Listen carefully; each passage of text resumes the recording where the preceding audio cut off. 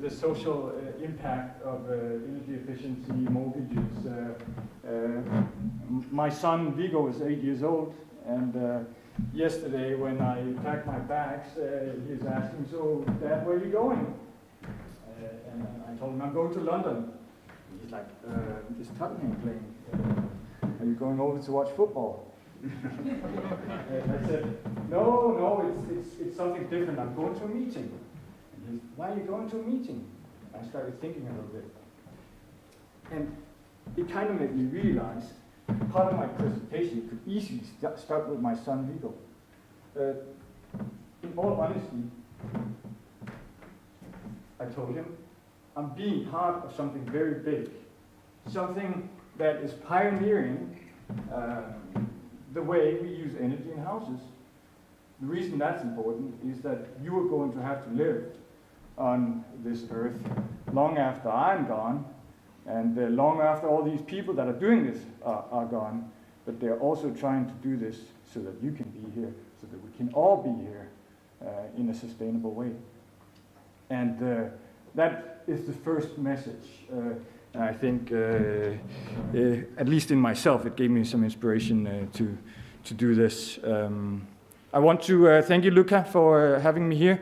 It's an honor, and I want to thank Julian and Gerasimo and Michael and Marco for inspiring and talking about the wider and bigger lines. I'm going to try to perhaps get down a little bit now and take it a little bit more concrete. Let me see how this is going to go. So I'm going to talk about the social aspects.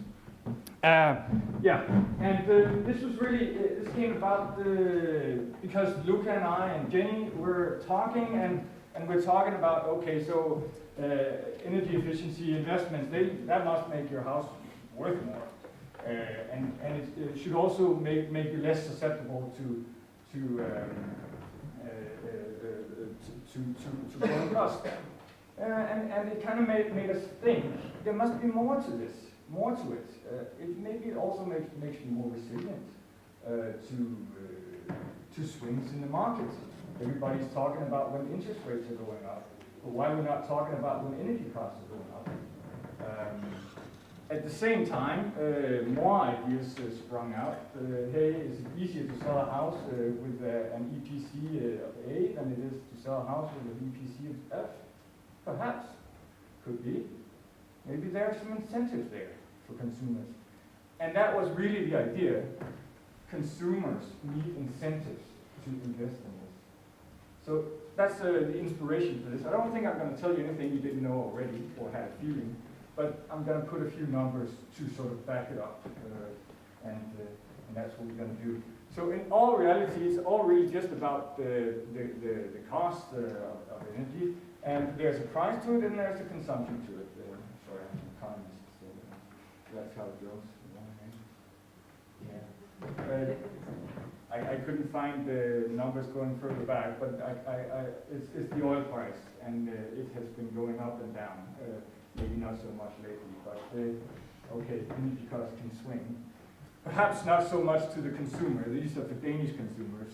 So luckily, the big swings on the markets don't filter all the way up to the consumers. But as you can see, some heating costs can actually jump quite high from one year to another. Right. So we thought, okay, how can we illustrate this? I have a small model in my little workshop up in Denmark. So we thought, okay, if we put some energy perspectives into a consumer cost model, perhaps we can get some results out of that. And why not just try to use Danish data to do that?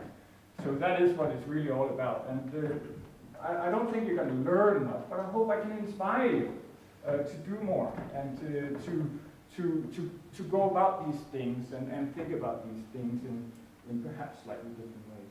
Anyway, shouldn't be a big surprise, but building matters, building year matters, and geography matters. And I can tell you that the most common EPC in Denmark is D. Yeah, so this is what the profile looks like in Denmark. That's the starting point. You can also look at the building year of the house, and clearly older homes have less energy efficient EPCs on them. That shouldn't be a surprise to anybody either. Okay, so what is it that we could do here to illustrate this point that we wanted to make? Well, we could try to put these numbers into the model and then look at, okay, what if we took a normal house with a D, or what if we took a really energy efficient house with an A, or what if we took a really energy inefficient house with a G? So we tried to put that into the big model with all the number crunching that is masking the Danish experience. And of course, all these EPCs filter into different costs to the consumer. And that's what you don't have to read the numbers really, but really what it says is that you're spending more energy if you have a less energy efficient house, unless you get it really cold. At the same time, you're also spending more money if you have an oil furnace compared to if you have district heating. District heating is quite normal in Denmark, I understand it isn't everywhere else. Okay, so here are the results. In euros per year, it's better to live in an energy efficient house if energy costs increase by 10%. But what does that really mean? So I tried to convert it into something else. So I tried to convert it into what if interest rates were to rise by 1% today? What would the equivalent energy price rise to the consumer be? And clearly the numbers speak for themselves. Energy prices could rise by 250% if you live in an energy efficient house, to be the equivalent of a 1% increase in the interest rate. However, it only has to increase by 26% if you live in an energy inefficient house. I don't know if you remember the slide before, but 26% is not normal, but who's to say it couldn't happen? So you are financially susceptible if you live in a house with a low EPC. That's one result. We also, the whole model is divided into geography in Denmark. We have 98 municipalities, and there are different costs living in each municipality. Usually the model will tell you that it's very expensive living in here, around Copenhagen, and you need a lot of money to live there. But instead, we were going to focus a little bit on energy instead. And I tried to make a calculation of the average EPC for each municipality in Denmark. And the result is here. And clearly, the green is the better EPC, and the red and orange shades are the worst EPCs. Clearly, EPCs are less efficient when you get into rural areas. Okay, I also tried to take down an income distribution from our statistical office of families, homeowners, and without me being able to combine the numbers, I think you can all see that there's some correlation here. People with lesser incomes also live in rural areas, mostly. And that's also where we have the EPCs less efficient.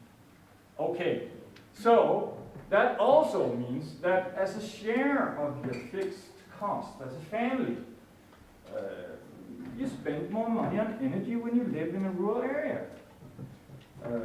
And you also have a lower income.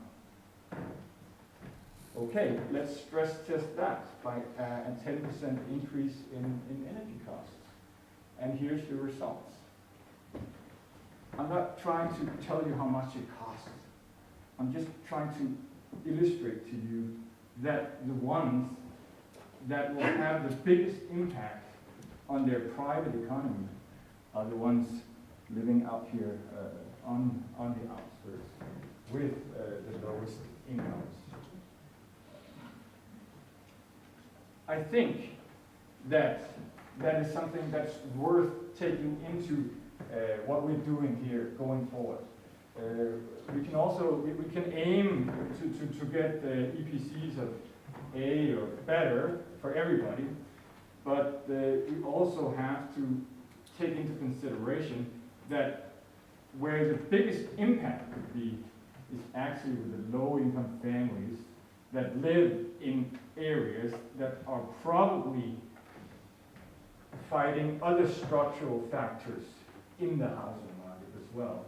So it's not just enough to just say we want everything to be A. No, it's about getting products which are attractive also to low-income families, because that's where there could be an impact. Okay, so what are the other takeaways from this?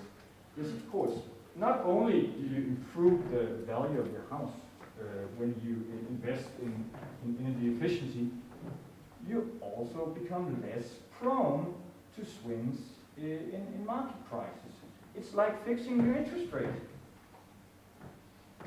for a longer time, more or less. It's the same idea. That is, you could say, another incentive that should also be presented to consumers when you design the schemes on the banks that are going to be selling to these.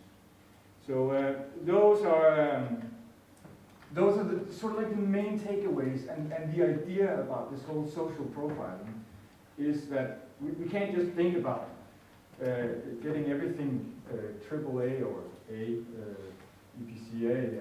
It's also about being pragmatic about this. Okay, I went a little quick through this because I also wanted to give you a little bit of inspiration on the data side. Because even though we haven't taken much part in the project so far in Denmark, we haven't been sitting on our hands. And I just wanted to show you this. And don't be afraid, I'm going to I'm the chairman of data. Anyway, what we did in Denmark,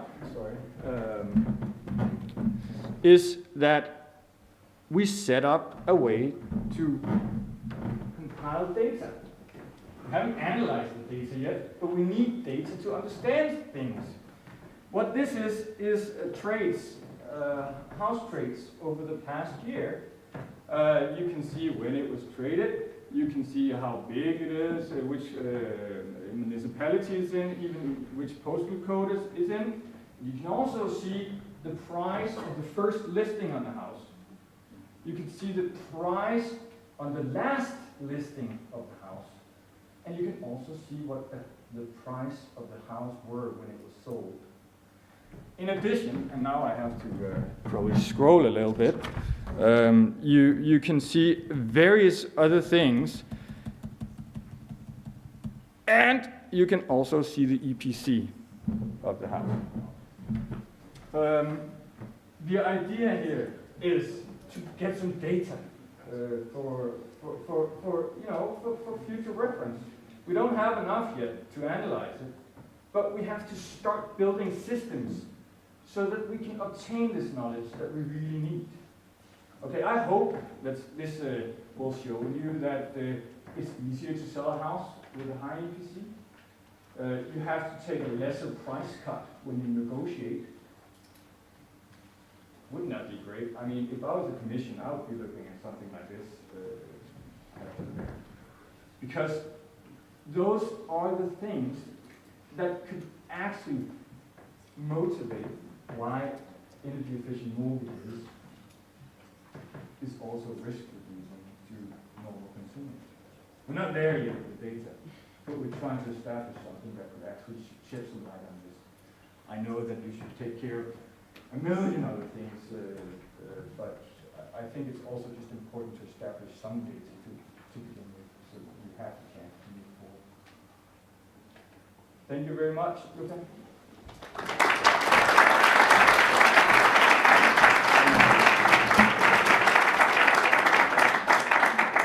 The one